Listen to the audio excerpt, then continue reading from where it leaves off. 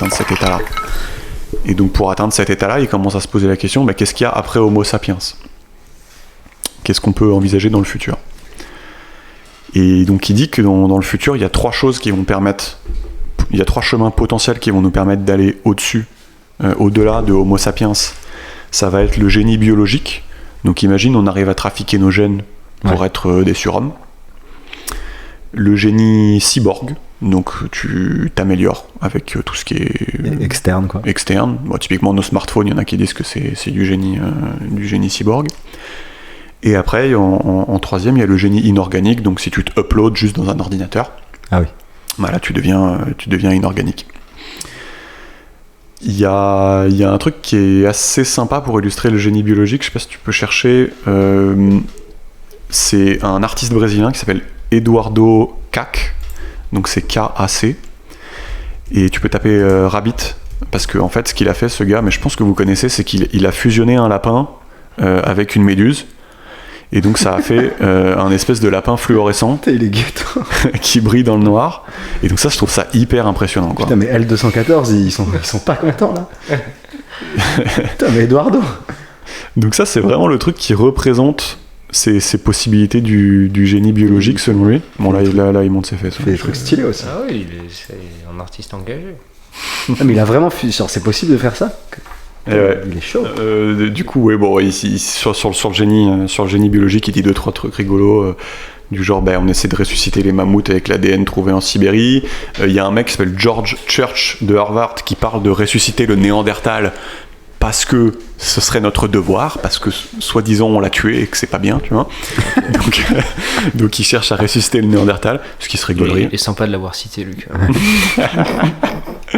Donc voilà pour le génie biologique. Le génie cyborg, c'est ce qu'on disait tout à l'heure, les smartphones, il y en a qui considèrent que c'est du génie cyborg. Si t'as un bras en métal qui remplace ton bras ou qui, par une raison ou une autre, l'améliore, c'est du génie cyborg. Il y a Elon Musk qui travaille sur un truc qui s'appelle le Neuralink. Je pense que vous avez vu, c'est une sorte de puce que tu viens te greffer au cerveau. Et là c'est pour guérir des maladies, mais il pense que dans le futur ça pourra faire plein d'autres trucs intéressants.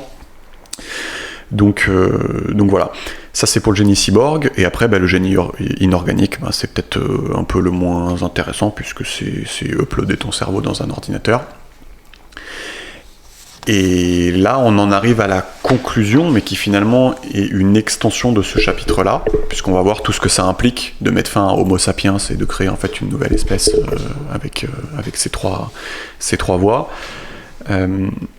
En fait, lui, ce qu'il parle, c'est de singularité. Il dit que le Big Bang, c'était une singularité où le temps et l'espace ont été créés, mais ce qu'il est en train d'essayer de nous faire comprendre, c'est que si tu upload ton cerveau dans un ordinateur, en fait, est-ce que la notion de temps, en fait, ça continue à faire sens ? Est-ce que toutes ces notions de temps, d'espace, tout ça, est-ce que ça continue à nous parler ?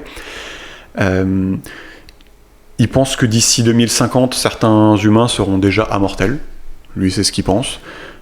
Si c'est pas d'ici 2050, ça sera peut-être 2100, 2150. Si on s'explose pas d'ici là. Mais en tout cas, ce qu'il dit, c'est que ça sera dans un clin d'œil comparé aux 70 000 ans où il y a eu la révolution cognitive. En gros, lui, ce qu'il dit, c'est que la mortalité, c'est demain, quoi. Voilà. Et il dit, il est impossible d'arrêter Gilgamesh, on voudra toujours soigner les gens, on voudra toujours aller plus loin. Ça nous fait toujours... ça nous rend toujours triste, quelqu'un qui meurt. Et là, c'est la dernière phrase du bouquin. Moi, je m'en bats les couilles. Je m'en bats les steaks, là. Voilà, c'est un avis. Dans la dernière phrase du bouquin, on peut réfléchir 2 minutes dessus. Il dit que la bonne question, c'est pas que voulons-nous devenir après Homo sapiens. Donc ça, il dit c'est pas la bonne question. Il dit la bonne question, c'est que voulons-nous vouloir.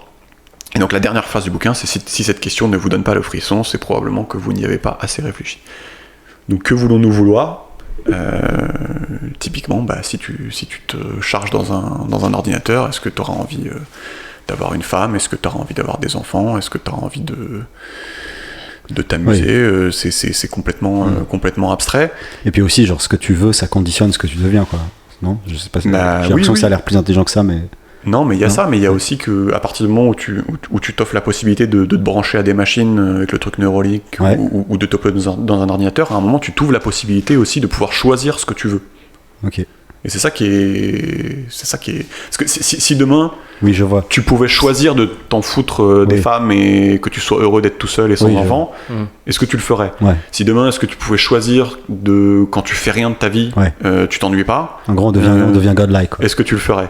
Tu vois, et c'est là où moi je pète un câble, où je sais pas du tout répondre, quoi.